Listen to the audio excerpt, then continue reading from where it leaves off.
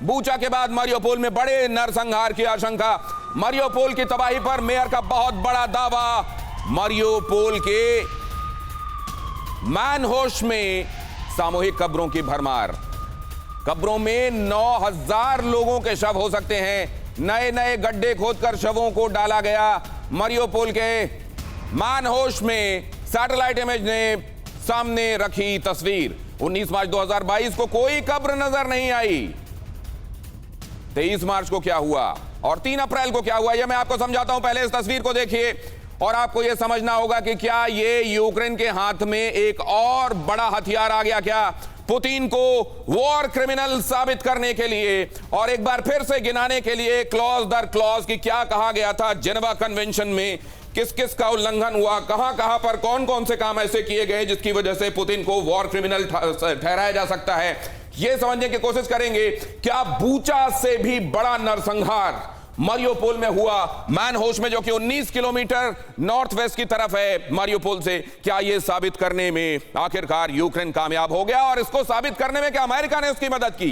क्या Maxar technologies ये जो सैटेलाइट इमेजरी मुहैया कराती है यूक्रेन को, क्या उसने ये मुहैया कराया।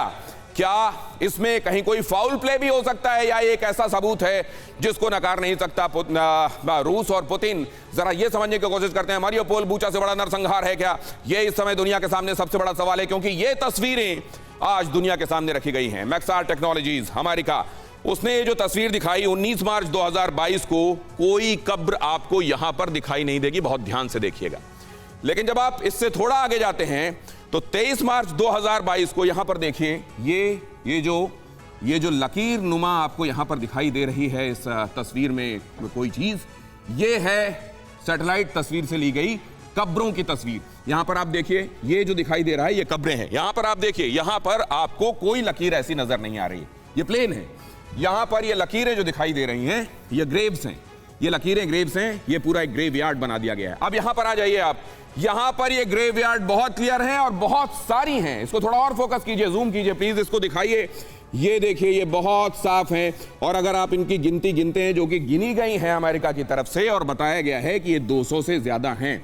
अब दावा यह किया गया है पेट्रो ए, जो कि मारियोपोल के मेयर के सहयोगी हैं, उन्होंने यह दावा किया है कि करीब करीब 20,000 लोग लगातार हो रही शेलिंग में, बॉम्बिंग में, मिसाइल हमले में, गोलीबारी में मारे गए हैं और उनमें से 9000 के आसपास को एक गाड़ी, कई गाड़ियों में लाद कर, और यहां मैनहूस, अगर आप इसको हिंदी के मनहूस से जोड़ें तो मनहूस ही दिखाई देती है ये जगह, क्योंकि इतने सारे लोगों के ग्रेवयार्ड अगर यहां पर बनाया गया है, लेकिन वहां से ले जाकर यहां पर इनको दफन किया गया है, यह दावा किया गया है। और ज़ेलेंस्की ने इसका हवाला देते हुए कहा है कि देखिए दुनिया के सामने एक बार फिर से पुतिन का चेहरा, असली चेहरा सामने आया।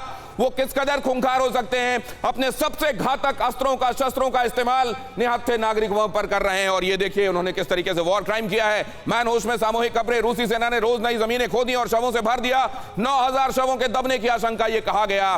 क्या अब पुतिन के पास इसका भी जवाब होगा, ये समझने की कोशिश करते हैं और समझने की कोशिश करते हैं ये महेश सचदेव सर से। सचदेव सर, ये कितना पुख्ता हो सकता है पुतिन के खिलाफ यूनाइटेड नेशंस में केस के तहत? देखिए, जहाँ तक ह्यूमन राइट्स कमीशन की बात है, उससे रूस का निष्कासन पहले ही हो चुका है, जो कि उनके लिए एक बड़ा राजनीतिक धक्का था। अब इसके बाद मेरे ख्याल से वो चीज़ दोबारा तो नहीं हो सकती, लेकिन इस आरोप का ये उम्मीद की जा सकती है कि रूसी जो तत्व हैं वो उसके नकारेंगे और कहेंगे कि इसमें सच्चाई नहीं है, ये फेक न्यूज़ है, ये जो मारे गए लोग हैं अगर हैं भी तो वो कॉम्बेटेंट्स थे। और हवाला देंगे कि यूक्रेन ने फरमान जारी किया था कि 25 से 60 साल की उम्र के जितने भी मेल यूक्रेनियन हैं सबको लड़ाई लड़नी है, वगैरह वगैरह। तो ये सब चीज़ें, इसको ऑब्फुस्केट किया जाएगा, ये फॉग ऑफ वॉर से इसको लिंक किया जाएगा और इसको नकारा जाएगा। तो मेरे ख्याल से इसमें से कुछ विशेष निकल के आने वाला नहीं है। इससे कुछ विशेष निकल कर आने वाला नहीं है। बीएस सवाज साहब, आपसे भी मैं जानना चाहता हूं, दुनिया के सामने ये जानकारी आने के बाद ज़ेलेंस्की का केस और मजबूत होता है क्या? सिवाज साहब, ये सवाल आपसे था, क्या ज़ेलेंस्की का केस ये खबर और ये तस्वीरें सामने आने के बाद और मजबूत होता है क्या? डेफिनेटली मजबूत होता है, क्योंकि जो है वो दुनिया भर में रशिया के प्रेसिडेंट पुतिन के खिलाफ ये मैसेज भेजना चाह रहा है कि वो बहुत ही क्रूअल्टी से जो है इस लड़ाई में लड़ रहे हैं और सिविलियन पॉपुलेशन को मार रहे हैं। तो वो जो है अपने फेयर में जो है दुनिया भर का ओपिनियन जो है उसको अपने फेयर में लेना चाहता है ताकि रशिया पर और दबाव डाला जाए। लेकिन इसमें कितनी सच्चाई है, और ये जो सैटेलाइट पिक्चर जो अमेरिका वगैरह उनको दिए हैं उसमें अमेरिका का खुद का भी इंटरेस्ट है। लेकिन अमेरिका इसमें भी सर चाहता है कि ये रशिया अगर बदनाम सामने हो। ये बात सामने रखी गई और ये बात भी सामने है कि न जाने कितने बार मारियोपोल से सामान्य लोगों को, निहत्थे नागरिकों को निकल जाने के लिए सेफ कॉरिडोर की बातें, सैनिकों को सरेंडर के लिए रूस की तरफ से कहा गया। अब उधर से रेजिस्टेंस की बात, वो भी अपनी जगह जेन्युइन है। इसको किस तरीके से देखेगी दुनिया? रंजीत सर, आपके मुताबिक। रंजीत सर, सवाल आपसे। बिल्कुल, देखिए आप पूछ रहे हैं वॉर क्राइम के बारे में, आपने जिक्र किया वॉर क्राइम के बारे में। यह तो बहुत लंबा सवाल है, सबूत कहां से आएगा? और चाइना यूनाइटेड नेशंस में रशिया के साथ है। भारत ने भी अपनी नेशनल इंटरेस्ट के लिए एब्सटेन किया। लेकिन आपको एक और बात बता दूं, रशिया ने समझा एक कहानी है डेविड एंड गोलायत। गोलायत इतना बड़ा है और डेविड छोटा है। लेकिन इस लड़ाई में डेविड ने बहुत बहादुरी दिखाई।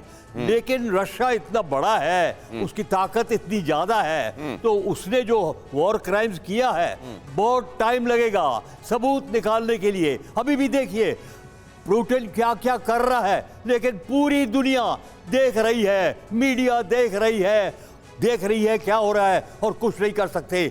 आजकल के जो हथियार है शताब्दी में इतने एक्यूरेट है कि जो यूक्रेन के लोग हैं, उनके पुरुष हैं, उनकी महिला है, उन्होंने ट्रेनिंग लेके हेलीकॉप्टर गिरा दिया, हवाई जहाज गिरा दिया, बंदोबस्त टैंक्स गिरा दिए, और कितना नुकसान किया। सर ये अहम खबर आ रही है इस वक्त, मैं आपके पास वापस आता हूं। ये बात आप ठीक कह रहे हैं कि अगर आप नागरिकों के हाथों में हथियार दे देंगे तो फिर कैसे डिफरेंशिएट करेंगे उनको सैनिकों से, और कैसे ये आप स्थापित कर पाएंगे कि देखिए इनका मारा जाना यहां वॉर क्राइम किया गया है। ये अहम खबर देखिए, रूस यूक्रेन के ठिकानों पर कर रहा है ताबड़तोड़ वॉर।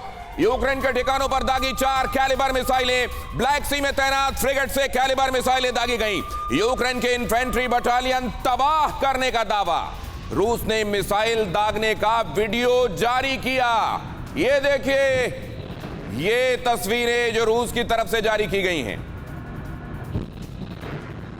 रूस की घातक कैलिबर मिसाइलें, 4 मिसाइलें दागी गईं और अपने पीछे वो तबाही की इबारत लिखती चली जा रही है। देखिए आप वो ट्रेजेक्ट्री देखिए जो यहां इस लकीर की सूरत में, चमकीली लकीर की सूरत में आपको दिखाई दे रही है। ये तस्वीरें जब जारी की जाती हैं तो इनका साइकोलॉजिकल क्या इंपैक्ट होता है ब्रजेश सर? देखिए, साइबर ऑप्स, साई ऑप्स एक बहुत महत्वपूर्ण हिस्सा हो रखा है लड़ाई का। तो जब भी अब पहले बात कर रहे थे कि इतने सिविलियंस की जो हत्या हुई है, राइट, पब्लिक ओपिनियन शेप होता है क्या? बिल्कुल होता है। तो ये जो आप कह रहे थे ये भी एक मनोबल बढ़ाने का तरीका है, राइट, रूस के सैनिकों के लिए और रूस के समर्थन के लिए। लेकिन जो बैटल जो चल रही है जी, अगर अंत में इतना बड़ा पावर होने के बावजूद अगर रशिया जीतता है तो ये पिरहिक विक्ट्री होगी। जब भी होती है, अगर होती है तो ये मेरा मानना है कि इतना बड़ा शक्तिशाली देश होने के बावजूद भी इतना समय लगाया, इतनी बैड पब्लिसिटी हुई, इतने इकोनॉमिक कॉस्ट हुए और उसको कुछ फायदा शायद नहीं मिला। परवाह देश की, सोमवार से शुक्रवार रात 10 बजे TV9 भारतवर्ष पर।